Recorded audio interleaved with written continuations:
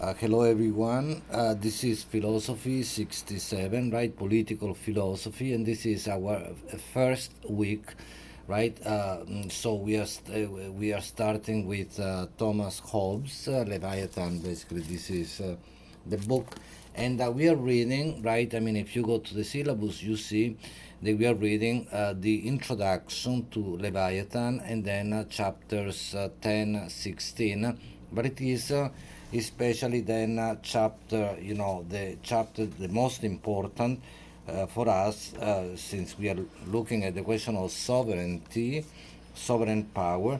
The most important chapter is chapter 13. Okay, so but I will go over some important moments in the introduction, which is really great, the first page in the book, and then some moments in the other chapters, especially chapter 13. I don't want this to be too long because I think it's more effective if it's more, concise as well. But as you see in the syllabus, I mean, I call this section of the class, I mean, this part one of the class, because the semester is divided. I said that last time into three parts. This part is called sovereign power and dialectical subversions. So now in the first 2 weeks, actually, this week and the next one, we are particularly dealing with the question of sovereignty or sovereign power.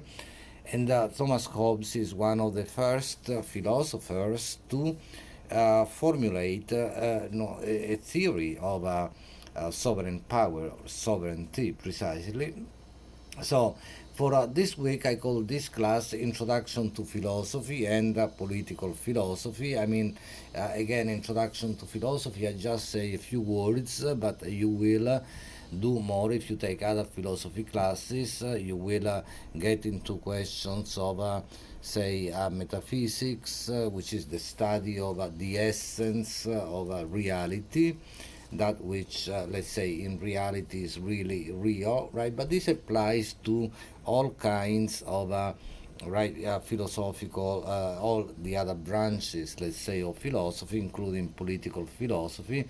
At times, things seem to be one way, they are in reality another way, right? So, I mean, it is important to go past what seems to be the case very often, what the appearance of things might be, and get to whatever is called the essence of reality, metaphysics, saying with ontology, the study of on in Greek is being, right? That which is the study of the real, the study of being, the study of that which is, and then say epistemology is another important moment in another important branch of philosophy, the study, the theory of knowledge. Episteme is knowledge in Greek, right? What do I know? That's the question in epistemology. How do I know that what I know is actually the case, that it is accurate, and so on and so forth?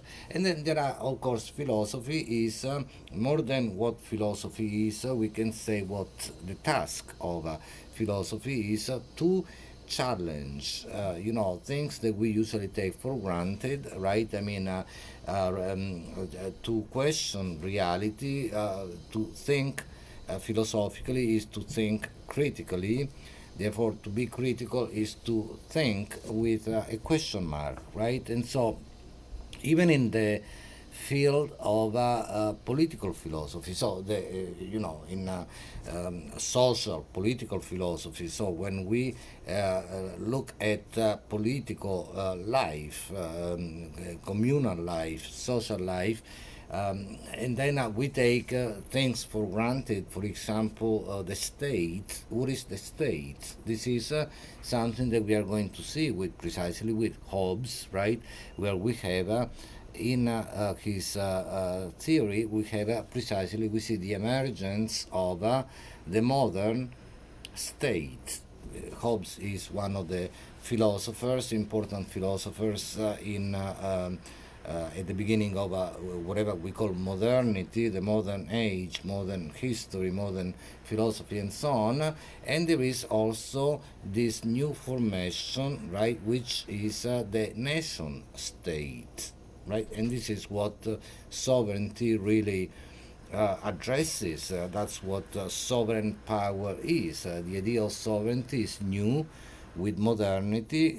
Again, Hobbes is one of the first. Jean Bodin would be another name, Bodin. Jean Bodin is probably the first thinker to use the word and formulated theory of sovereignty or sovereign power. Hobbes, right after him. So, I mean, it is this idea, I mean, what is the state? The state, there is a state formation. I mean, states are not always there. They are not geological formations, they are political formations. So, and what is made can be unmade, made differently, and so on and so forth. When we take for granted that we have, again, states, nation states, countries, and so on and so forth, this is actually not that it is wrong in any political sense, but it is wrong, if you will, from the point of view of thinking, from the philosophical point of view and the point of view of reality. Okay, so we had to the law, right? What makes the law? How does the law come about, the emergence of the law, and so on. And this is what I say already in the syllabus, right? I mean, you see that the keywords that I use are precisely that we are studying political power and sovereignty, right? And then Hobbes' theory of sovereignty and the emergence of the modern state. I already used the word nation state. I can't go too deep into that, but the state, the nation state is basically the territorial state which precisely comes into existence with modernity and the law, the emergence of the law as well. That's what we see in Hobbes. I mean, I will show you in chapter 13 a very important moment in which he says, if there is no law, if there is no power, no common, he says common power, meaning the state, Leviathan, that's a metaphor for the state, there is no law. And let me give you the exact quote since I'm saying this. Okay, if there is no common power, that's on page 78, there is no law. If there is no law, there is no injustice. Okay, so that's a very important moment in Leviathan. Okay, so that's what you have to keep in mind. Okay, the emergence of this form of power, sovereign power, which is the same as the emergence of the state, the modern nation state, and the emergence of the law, right? I mean, a coercive law. Hobbes, is very clear about that. I mean, he's a conservative, even reactionary philosopher, right? I mean, also consider that Hobbes is writing Leviathan during the time in the 17th century, right, in England during the Revolution, right, the English Revolution, and he's taking this very conservative, reactionary position because of a fear of the turmoil and the revolution, right? And ultimately, I say in a very simplistic way, Hobbes says, you need, yes, you do need, a strong government, and this is what sovereignty, the theory of sovereignty is. I can't, for some reason, highlight this text. I usually do, but I'm not able to do that with this PDF. So I will, in any case, I indicated which sections you had to read, the introduction, and then chapter 10, chapter 16, especially focusing on chapter 13. So that will give you a sense of where you had to go into, the text, because it's a huge text otherwise. The introduction, like I said, this is really great. Hobbes begins, and I'm reading by saying nature and then in parentheses you have the art whereby God has made and governs the world. That's all.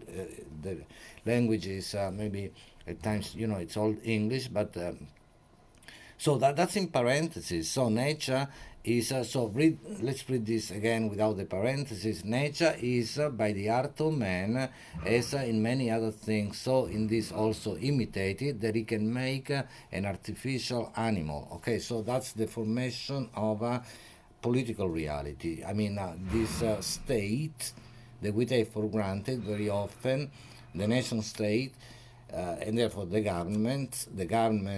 law, and is artificial, an artificial animal.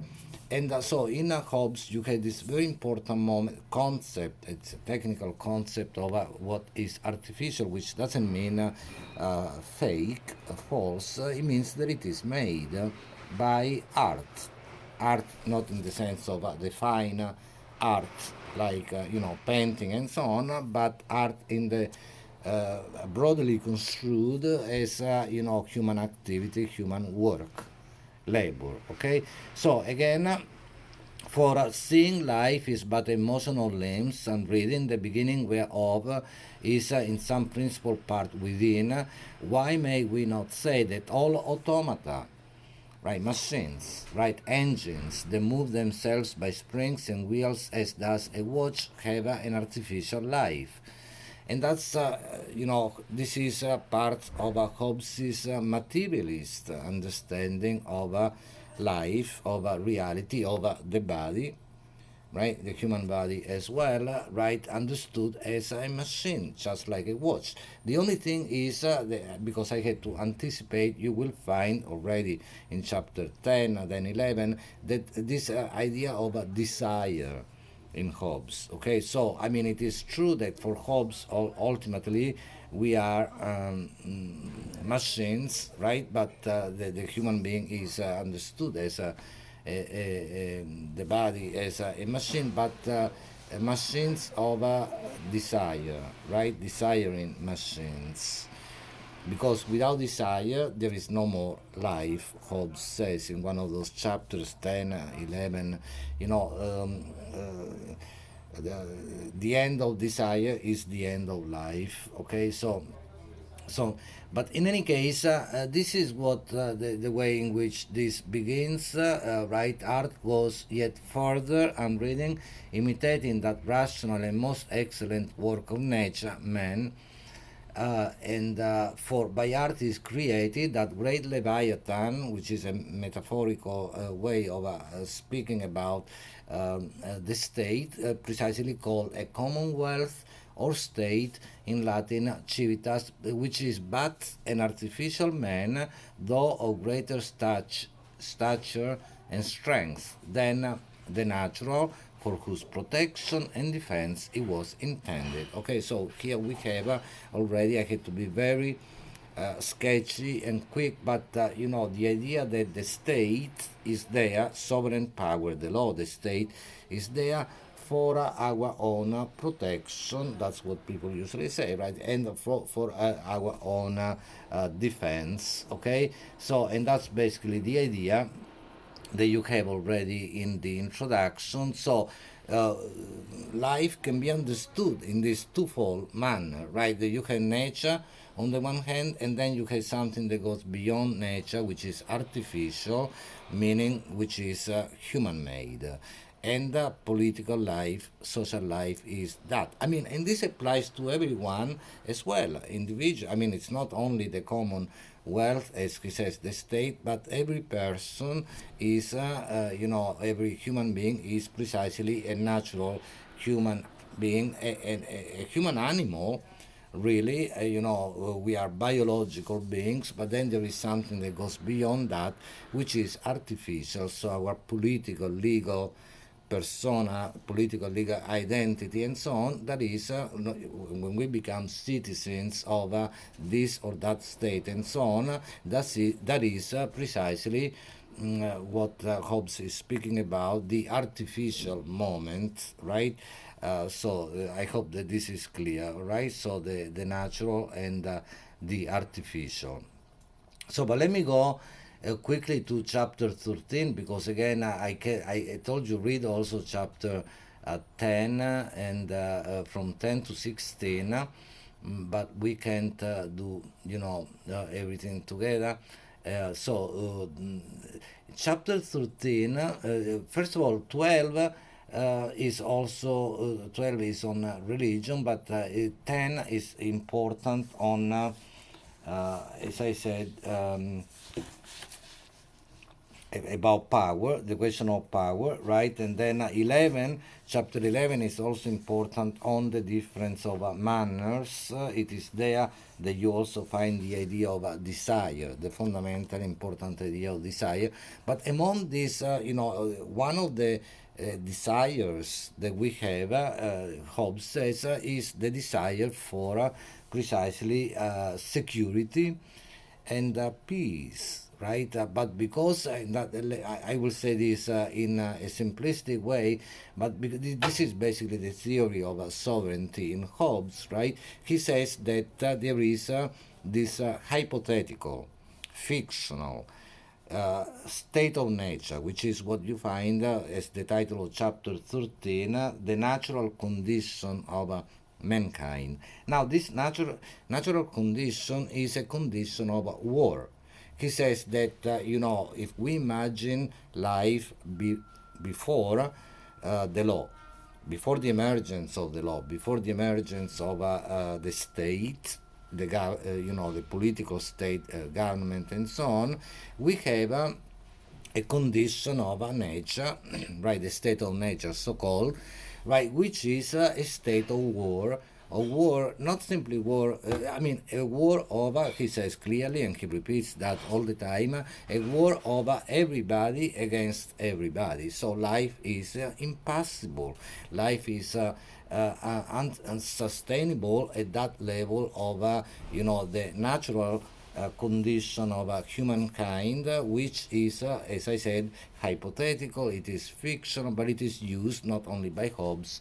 It was, in the 17th, then 18th century, a very, common concept that people used, right? So the idea that life is impossible. I mean, John Locke used it too, then Jean-Jacques Rousseau, but in any case, they had different takes, a different take on it. But for Hobbes, life is impossible at that level because precisely, why would people engage in any activity when everything can be taken away from them and there is no appeal, no resort to any kind of, there is no law, there is no difference between just and unjust, between right and wrong. Anyone can do as they please, right? Everybody has the right to everything. We are right in this ideal, fictional, hypothetical state of nature is the same as power, but not power in the political sense. That's before politics, and it's also the same as freedom. Basically, the right I have is equal to the power I had to do something, the freedom I had to do something. If I can do it, then no one keeps me from doing it. Only violence, right? This is a reign, a state in which everything is unregulated and there is unbridled violence. It is this same violence, right? The right that everybody has to do as they please, right? Which is then channeled into the law. So basically, and I'm being very schematic here, but what you have in the law is, a form of institutionalized violence, because the violence that was there to begin with in the state of nature, right? That I can do as I please, you can do as you please, and so everybody is precisely at war with everybody else, okay? So that violence is then transferred to, given to, that's the theory of sovereignty. There are flaws, there are problems, right? One can ask, how can people come together and decide, look, it's better to stop all this violence and this war with between everyone against everyone. Let's make an agreement, a contract, right? And stop this and set some limits, the law, right? And give this power of the power of decision to the sovereign. And once we have voluntarily transferred our rights, powers, freedoms to the sovereign, right? The sovereign, then we had to comply with the law, with the decision being made by which is coercive. But that's a strange moment in Hobbes. We actually agree to, he says, be coerced by the law. But in any case, that's the theory. I hope that this is clear. In Hobbes, you have, to put it metaphorically, this crossing of a bridge from right, the state of nature, the original state of nature, to the state of a political society.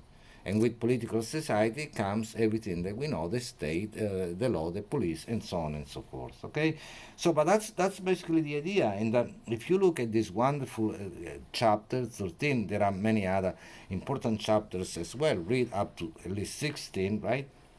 10 to 16, and the introduction to, you see that he begins this chapter with the idea of equality, right? There is, which is problematic too. At the beginning we have this equality of ultimately, although he also says some people have different abilities and so on and so forth, but by and large there is equality.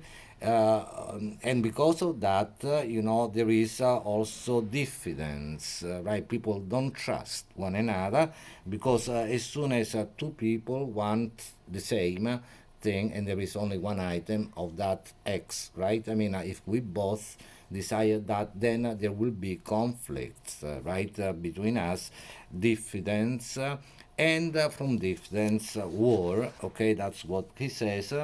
Right, and then this is still chapter 13, and then there is that wonderful moment. You have it in your text on page 77, right? The paragraph that says.